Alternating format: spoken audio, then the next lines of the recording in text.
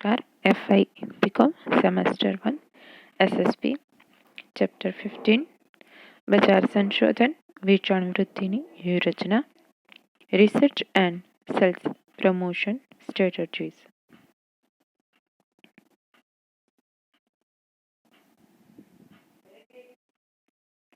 બજાર સંશોધનના હેતુઓ. બજાર સંશોધનના હેતુઓ કયા કયા હોય અને કયા હેતુથી બજાર સંશોધન આવશ્યક છે? તો બજાર સંશોધનના હેતુઓ મુખ્ય 4 બાબતોથી જાણી શકાય. શું વેચવું, ક્યારે વેચવું, ક્યાં વેચવું, કેવી રીતે વેચવું, કે જેથી વધારે કિંમત મેળવી ને વધુ નફો મેળવી શકાય. એટલે પહેલા તો એ નક્કી કરવાનું છે કે what to sell, when to sell, where to sell અને how to sell. એટલે કે કઈ વસ્તુ ક્યારે વેચવી, કેવી રીતે વેચવી, કે જેનાથી અને આ વસ્તુ કેવી રીતે વેચવી, ક્યાં વેચવી, શું કામ વેચવી, આ બધી વસ્તુનો હેતુ શું છે, શું કામ આ વસ્તુ જાણવાનું છે કે કિંમત મેળવી અને વધુમાં વધુ નફો મેળવી શકાય. તો આ વધુમાં વધુ નફો મેળવવો એ કોઈ પણ ધંધાકીય એકમનો એક હેતુ હોય છે. તો એ વધુ સારો નફો કેવી રીતે મેળવી શકે, સાથે સાથે એના ગ્રાહકોને પણ વધુમાં વધુ સેટિસ્ફેક્શન કેવી રીતે આપી શકે, એના આધારે એ પોતાની વસ્તુ વેચે છે.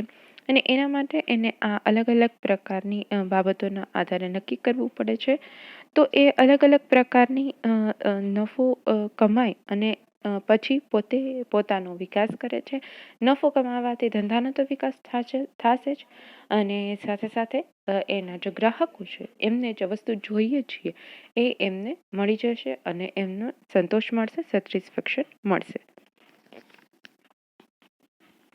હવે વિવિધ સિચ્યુએશનમાં જે અલગ અલગ હેતુઓ છે તો એના દ્વારા બજાર સંશોધનમાં એનો જ્યારે ઉપયોગ થતો હોય હેતુનો, તો એ કેવા કેવા હેતુના બજાર સંશોધનમાં ઉપયોગ થતો હોય છે.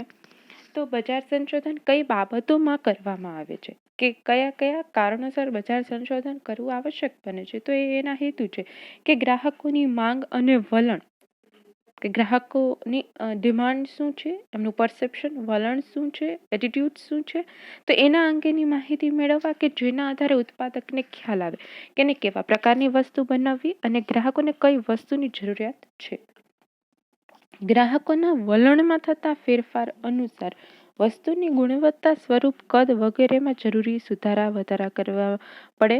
અને જો કોઈ પણ પેઢીને બજારમાં ટકી રહેવું હોય તો એને આ પ્રકારના જે સુધારા છે કે વસ્તુની ક્વોલિટી, તો વસ્તુની ક્વોલિટી વધુ સારી બનાવી શકે, એના સ્વરૂપમાં, એના કદમાં, રંગ, આકાર, ગ્રાહકો જે વસ્તુની માંગ કરતા હોય એના આધારે અને બજારમાં એના જે હરીફો છે એના આધારે, આ બંને બાબતોના આધારે એને અલગ અલગ પ્રકારના સુધારા સમયાંતરે કરવા આવશ્યક બને છે. આંતરરાષ્ટ્રીય બજારમાં દેશની વસ્તુઓનું વેચાણ વધારીને વધુ હુંડિયામણ કમાવવા માટે બને એમ વધારે એક્સપોર્ટ કરવા માંગતા હોય તો કોઈ પણ ધંધાકીય પેઢી છે એ એક્સપોર્ટ કરવા માંગતી હોય, કારણ કે દેશમાં એના કારણે હુંડિયામણ આવે છે અને જેના કારણે દેશના અર્થતંત્રનો વિકાસ થાય છે, પેઢીનો વિકાસ થાય છે, કસ્ટમરને તો સેટિસ્ફેક્શન મળે જ છે, સાથે સાથે એ સમાજ માટે પણ લાભકર્તા બને છે, કારણ કે એના દ્વારા જે હુંડિયામણ કમાય છે તો એનાથી દેશનો પણ વિકાસ થાય છે, દેશને ફાયદો થાય છે. નવી વસ્તુઓ બજારમાં મૂક્યા બાદ ગ્રાહકોનો આવકાર અને વિશ્વાસ સંપાદન ન કરે ત્યારે તેના કારણોનો તપાસ કરવા પડે. હવે જ્યારે કોઈ એક એકમ છે અને અમુક બાબતોનું સંશોધન કર્યું અને નવી એકમ બજારમાં બહાર પાડે છે. હવે એ વસ્તુ કોઈ પણ વસ્તુ હોય પણ એ બજારમાં બહાર પાડ્યા પછી જો ગ્રાહક એને નથી આવકારતા તો શું કામ નથી આવકારતા, અને જો અમુક પ્રકારના ગ્રાહક નથી આવતા તો એનું કારણ શું છે. તો આ બધી બાબતો છે એ બજાર સંશોધન દ્વારા જ જાણી શકાય છે. તો એમાં પણ બજાર સંશોધન આવશ્યક બને છે અને જેના દ્વારા એવા કારણોની તપાસ કરી શકાય અને જે ગ્રાહક વર્ગ વસ્તુનો ઉપયોગ નથી કરતો અથવા તો એના પ્રત્યે પોતે કોઈ પ્રકારની ઈચ્છા નથી દર્શાવતા તો એના કારણ શોધી શકાય, અને જે ગ્રાહક વર્ગ ઈચ્છા નથી દર્શાવતો એને પણ એ વસ્તુ ખરીદવા પ્રેરી શકાય અને વેચાણમાં વધારો કરી શકાય, નફામાં પણ વધારો કરી શકાય. વેચાણ બજેટ તૈયાર કરવા માટે જે આપણે કહીએ છીએ અંદાજપત્ર, તો કોઈ પણ વસ્તુ કરતા પહેલાં અંદાજપત્ર તૈયાર કરી અને પછી જ એ બાબત છે એને અમલમાં મૂકવામાં આવતી હોય છે. તો એ જ રીતે વેચાણ ક્યારે કરવું, કેવી રીતે કરવું, કેટલા સમયમાં કેટલા કોટાનું વેચાણ કરવું, કેટલી કિંમતનું વેચાણ કરવું, અને વેચાણ નીતિ શું રાખવી, એમાં ડિસ્કાઉન્ટની પોલિસી શું રાખવી, અને બજાર કિંમત શું રાખવી, તો આ બધું જે વેચાણ બજેટ તૈયાર કરવામાં આવતું હોય ત્યારે નક્કી કરી લેવામાં આવતું હોય.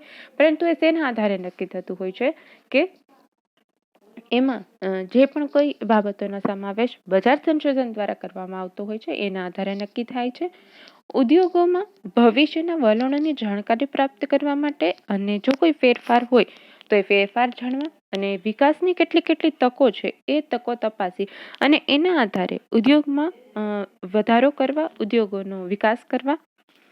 અમુક પ્રદેશો એવા હોય કે અમુક વિસ્તારો એવા હોય કે જેના ગ્રાહકોની ખરીદ શક્તિનો અંદાજ ન હોય, નવા વિસ્તારો હોય, નવા બજારના ક્ષેત્ર હોય કે જ્યાં એકમ છે એને ખ્યાલ ન હોય કે એના ગ્રાહકોની ખરીદ શક્તિ કેવી છે, તો એ બજાર સંશોધન દ્વારા જાણી શકાય છે કે એ વિસ્તારોના ગ્રાહકોની ખરીદ શક્તિ કેવી છે, અને જેના આધારે એકમ છે એ ત્યાં કેવા પ્રકારની વસ્તુઓ વેચવી અને એ ગ્રાહકો કેવા પ્રકારની વસ્તુને આવકારશે, એની ખરીદ શક્તિ શું છે એનો અંદાજ એમને આવી શકે.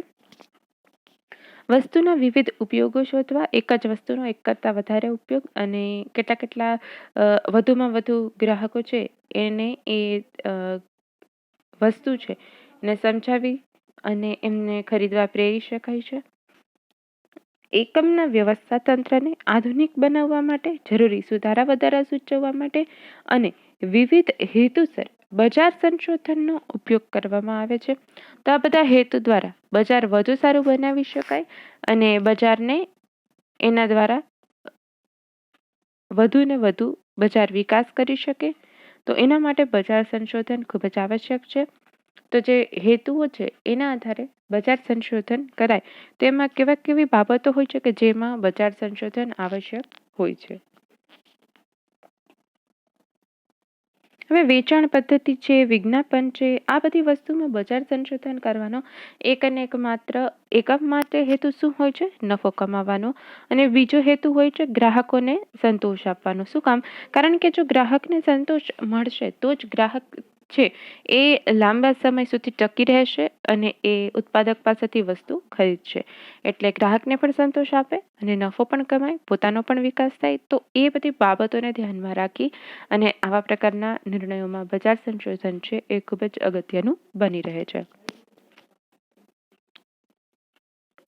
Thank you.